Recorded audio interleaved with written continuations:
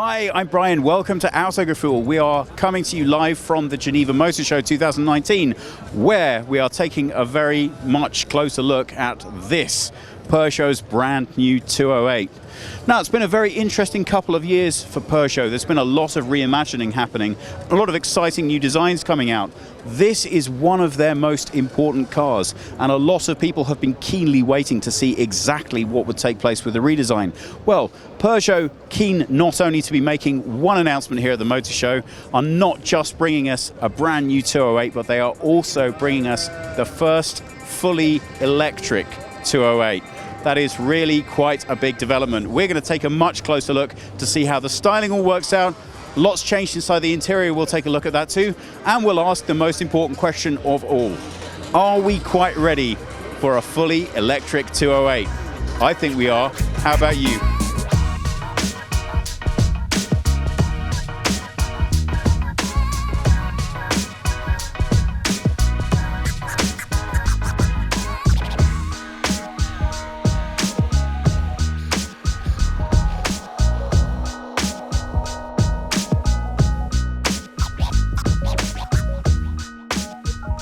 So let's see what Peugeot have done with the electric engine in this layout.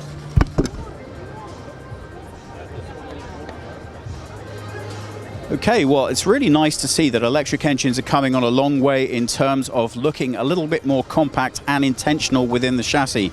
But I can tell you that you can actually pick between 3 petrols and a diesel to start with. This clearly is the electric, and it's providing a lot more power than would realistically have been previously possible. What you're looking at right now is a 50 kilowatt hour battery, and it's hooked up to a 100 kilowatt electric motor. So if you want to compare that to its petrol and diesel brothers, you're looking at around about 134 horsepower. So that's a lot more powerful than you'd expect, and it's actually not far behind the 148 horsepower Nissan Leaf. Look at the charge point. Obviously the intention here is to make it look as much like the petrol experience as possible. It's nicely hidden away here, and it's very straightforward and easy to access. I do hope in future we're going to see a lot more uniformity of charge points. It's particularly challenging if you happen to have one that isn't supported where the infrastructure that's local to you is.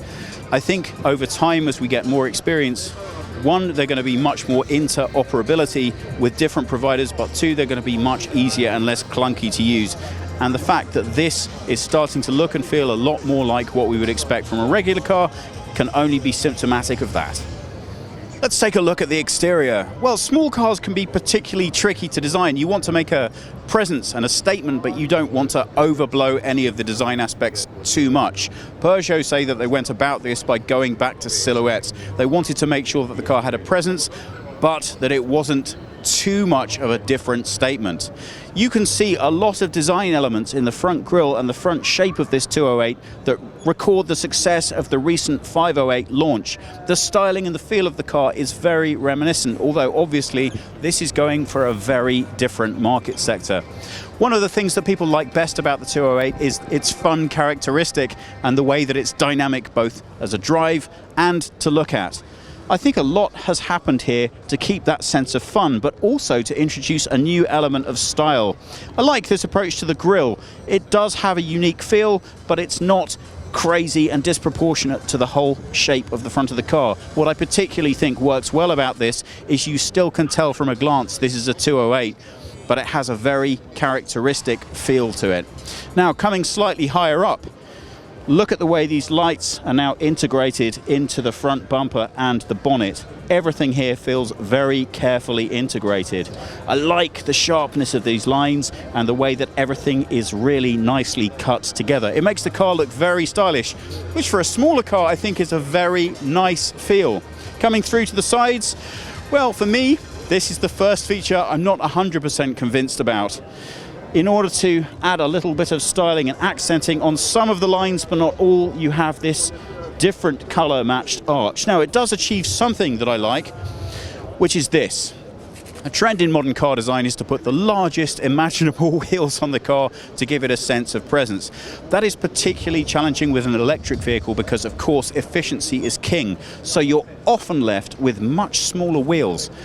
What they've done here, in order that the car doesn't, by comparison to other cars within the sector, look a little bit weak and small, is to massively emphasize that through the wheel arch. So although I don't particularly like the way that these colors are contrasting, what I do appreciate is that visually the car still has bulk on the road. But most important of all, we're still taking advantage of that efficiency with these smaller wheels. So from that aspect, I do enjoy it. Coming a little bit further back, and you can see that that sporty feel has continued right throughout the side. Now, this being Geneva, I have to be a little bit sensitive to the other reporters that are working here. So if I come back, I think the most impressive thing is the way that these lines are allowed to come through right throughout the car. They clearly make a strong visual statement without, again, being overbearing. Everything about this car, to me, says fun. I really want to jump in it and drive it. When I say fun, it still looks slightly stylish to me. What do you think? I don't think that there's too much happening here visually to make the car stand out, but I think they've done a really great job of providing enough to make it visually interesting. Does that work through at the back? Let's take a closer look. Thomas is working some pretty impressive magic here, walking around on the revolving platform as we go. Can we shut this? Yeah, for a short while? Yes, just for a short while. Okay, so now again, I guess I'm going to have to say I'm not massively in love with this color contrasting, and as is always the case with piano black, you think, well, fingerprint and dirt magnet, and I have to tell you, when you push down on this, it doesn't feel like the most solid finish in the world, but that's a small minor detail. If you look at the way that the back's been tied together, from contrasting roof liner through down into the boot and then right at the base, there are lots of different levels, which I think in small car design are particularly important to give it a little bit more presence on the road.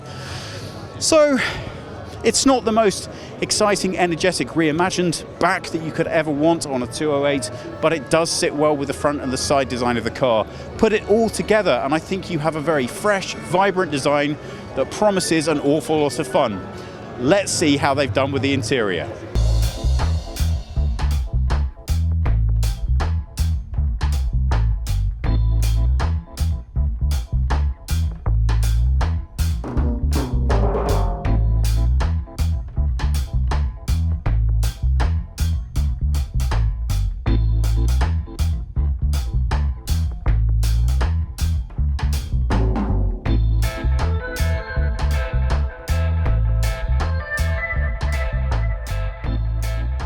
Let's take a look inside. Well, right from the get-go, I think we can immediately see that they have been raiding the 508's toolbox for a little bit of ideas and concept here, but these materials are much more fresh and youthful than we expect from that experience, as they should be. This is clearly a much younger car. Now, if all of this looks like it might be a little bit much for you, the bright stitching, the contrasting of materials here, well, I think it's more important for this car to make a big statement about who it is and what it likes than it is to go subtle and easy. So later on, I'm sure we can find lots more trim levels that will be a little more conservative in their approach. But for something as new as a fully electric 208, I think it's important to make a big statement right off the bat. Let's take a closer look inside. First of all, I want to see how those seats work. They look very minimalistic, so I'm keen to know if they're actually comfortable to sit in. Well, the 208 was always a really comfortable driving experience, and I'm happy to say that this is no different at all. You will recognize immediately this steering wheel from the 508 setup. And if you are a fan of Peugeot's innovative digital infotainment application, well, you're going to be right at home here. I have to tell you, we have a floating digital display here. Now, that is a little disarming to say the least. You can actually see information overlaid on top of the digital display, the main cockpit digital display that's set right back deep into that dashboard. Whether you like this totally unique design is very much going to be an opinion for you. One of the things I really enjoy about Peugeot is they don't hold back in terms of making big visual statements with the interior designs of their car. Clearly, that's always going to be a bit of an opinion splitter, but at least it's unique and fresh. You don't sit in this thinking you could be sitting in anything else at all. So when we look at, for example, the central infotainment screen, it looks a little bit plasticky, a little bit shiny on the piano black. but it's in keeping with the original design of this dashboard. Look at these instrument keys down here. Again, these look like a refreshed and updated take on its bigger brother, the 508, but they have the same interesting approach to functionality, and once you learn their position, I'm pretty sure that they'll be as easy and intuitive to use as its bigger brother. So, fresh, new, innovative, different. Do you like it? Well, I'm pretty sure that's going to come down to personal taste. What I can tell you from first impressions is the driving position is really good. For me, the most important thing that I want about a 208 is that it's just fun.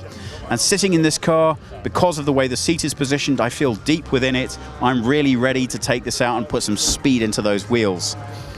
As for the rest of the interior, well, anytime you do something new, it's going to provoke a little bit of controversy, but tell me, what do you think about it? Well, so far I'm pretty happy. Plenty of room in the front, nice comfortable seats, and a good usable boot. Does all of that come at the cost of the rear seat experience? Let's take a look and find out. Well, okay, it's a small car. You're not going to expect it to be cavernous back here, but I have to tell you, it's actually reasonably comfortable. I think reasonably is the fair word to pick. Given that you're not usually going to be traveling with fully grown passengers in the back, the headrests are integrated into the seat design, so you actually have to wiggle them up a little bit to make them comfortable if you're going to sit back here, but I like the way they pop out of the way visually to allow you the maximum amount of rear view for when you're just driving without passengers. Leg space is actually pretty generous for a small car. I'm 5'10" or 178 centimeters, and as you can see, I've got plenty of room for my legs. Sadly, not quite so much for my head, but again, it is a small car, and I still think that's fairly reasonable. I could sit back here for a relatively moderate journey, let's say. The seats are nice and supportive, very comfortable and well designed.